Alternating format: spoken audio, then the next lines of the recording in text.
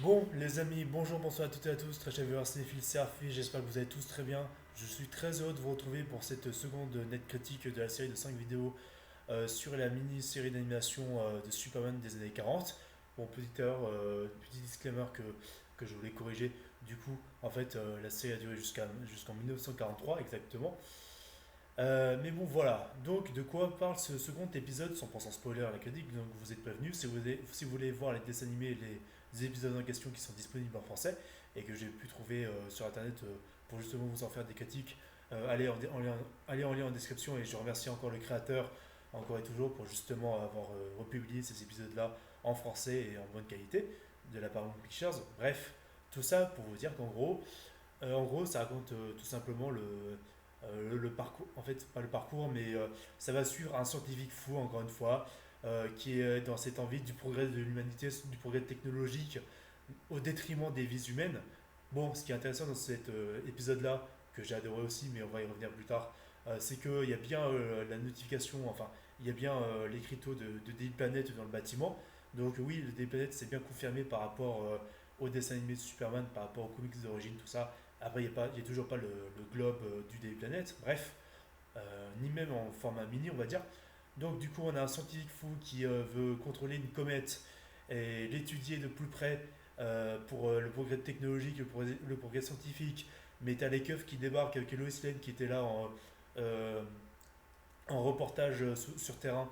En fait, du coup, les keufs qui disent aux scientifiques non, vous pouvez pas faire ça parce que ça va tuer des milliers de vies, ça va tuer des milliers de vies sur la vie, dans la ville, justement.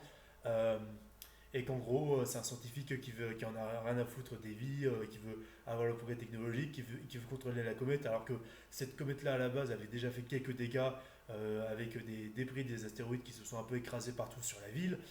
Et justement, en gros, voilà, bah, au moment où tu as le scientifique qui observe de plus près la technologie, enfin la comète qui s'écrase de plus en plus, tu as les policiers qui décident de tout péter, ce qui malheureusement, patatras, va provoquer en fait une réaction en chaîne pour justement causer encore plus de dégâts avant que justement Superman ne débarque pour sauver Loïs, tout simplement. Donc voilà, qu'est-ce que j'en ai pensé de cet épisode? Bah, un épisode très sympathique, un peu moins bien que le premier, parce que ce qui m'avait marqué dans le premier épisode, c'est l'iconisation de la fluidité du mouvement, où vraiment tu avais Superman qui tapait sur le rayon du méchant scientifique avec la musique qui allait dans le rythme, tout ça. Même s'il y avait dans ce premier épisode-là, quand même, je rappelle aussi le clin d'œil de Lois Lane qui se fait enlever par le grand méchant, qui est en plus le méchant dans le premier épisode qui était chauve. Je sais pas si Megaman de DreamWorks s'est inspiré de ça pour son film en question, mais voilà. Enfin, pour la création du film de DreamWorks, mais voilà. Donc, du coup, c'est un épisode 2 que j'ai bien apprécié, que j'ai beaucoup apprécié. J'ai bien aimé le petit twist au final. T'as Lois Lane et Superman qui sont dans l'ombre, et t'as Lois Lane qui embrasse Superman sur la joue. Mais en fait, la lumière se rallume, et en fait, c'est Clark. Et en fait, t'as Lois qui demande à Clark ah bah dis donc, vous êtes arrivé comment? Et t'as Clark qui dit ah bah, attends, vous en faites pas, Lois, je peux remercier Superman pour que je sois arrivé à temps. Alors qu'en fait, on a bien compris que c'était Superman, Clark, etc. D'ailleurs aussi, ce qui m'avait plu dans le premier épisode, j'ai oublié de le souligner dans la première critique, c'est que tu as le côté facétieux de Clark qui regarde le public et qui en fait lui fait un clin d'œil pour lui faire comprendre que ouais, c'est lui Superman, mais qui reste modeste, qui reste discret, quoi, et que personne ne sache qu'il est Superman. C'est aussi pareil par rapport au deuxième épisode où tu as Clark Kent qui dit d'une autre manière ouais, en fait, c'est Superman qui m'a accompagné, en fait, qui m'a accompagné vers vous, et en fait, je peux lui remercier pour ça. Donc voilà, ce côté très discret de Clark qui est un peu modeste et qui est assez discret dans son métier de journaliste dans le Daily Planet. Mais voilà, ça c'est intéressant que Clark il reste malgré tout facétieux, mais dans le sens où il reste discret en tant que Clark Kent pour pas qu'on le découvre en tant que Superman. Et ça c'est intéressant à travers le personnage en question. Et donc c'est réussi, franchement, bien joué par rapport à cette adaptation-là. Et ce que j'ai beaucoup aimé, c'est quand le générique est arrivé, bon, ce qui m'a amusé, bien sûr, c'est les traductions vraiment françaises des noms américains, comme Jerry Siegel qui est devenu Jérôme Siegel, bref, donc voilà. Mais le côté où en fait on répète les répliques cultes de Superman, ah c'est un avion, c'est un oiseau, non c'est Superman. Bon, je l'ai un peu dit à l'envers la réplique, mais vous m'avez compris avec la musique qui va avec.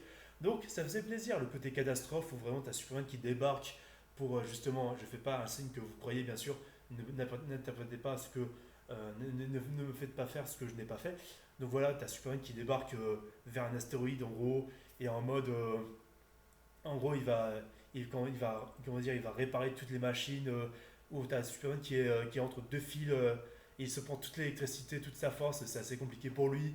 Et en gros, ça va créer un rayon grâce aux scientifiques qui va faire dégager la comète dans l'espace.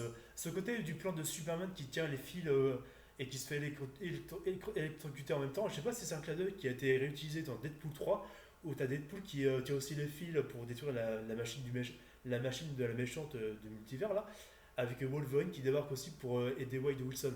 Je sais pas si c'est un clin d'œil comme ça qui avait fait qui a été un peu, qui s'était inspiré justement des dessins animés de Superman, mais c'était important que je le souligne en tout cas.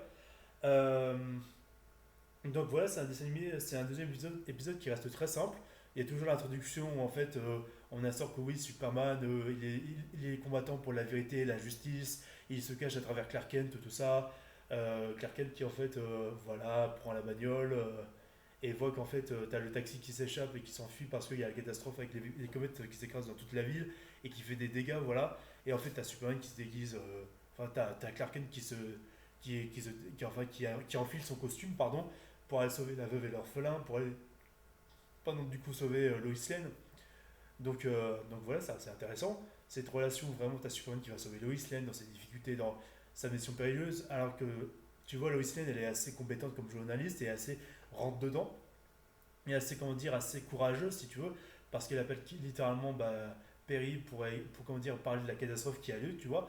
Alors que bon, c'était au mauvais moment où tout commençait à se casser la tronche. Mais ça, bon, après, pardon, excusez-moi, ça, Lois Lane ne pouvait pas le prévoir, jusqu'à ce que Superman arrive, tout ça, bref, voilà. C'est un second épisode qui était très sympathique. J'ai pas beaucoup de choses à dire par rapport à celui-là, franchement.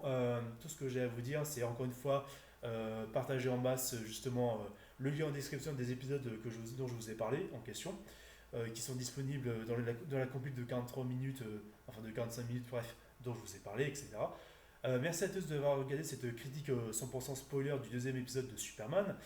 La musique qui est toujours bien utilisée, le rythme de la musique, tout ça, le côté héroïque, le fait que tu as Lois Lane qui crush littéralement sur Superman, c'est son crush à lui, c'est son crush à elle, pardon. Et le fait qu'elle est un peu timide en mode, enfin comment dire, elle est un peu en mode Osef en voyant Clark, même si elle le déteste pas, Clark. Bon, après, ce que je veux pas avec James Gunn, oui, je suis désolé de radoter sur James Gunn, mais c'est important. Ce que je veux absolument pas par rapport à James Gunn, c'est que j'ai pas envie, même si ils nous ont spoilé. Bon, attention, spoiler, puis de toute façon, c'est quasi 100% spoiler.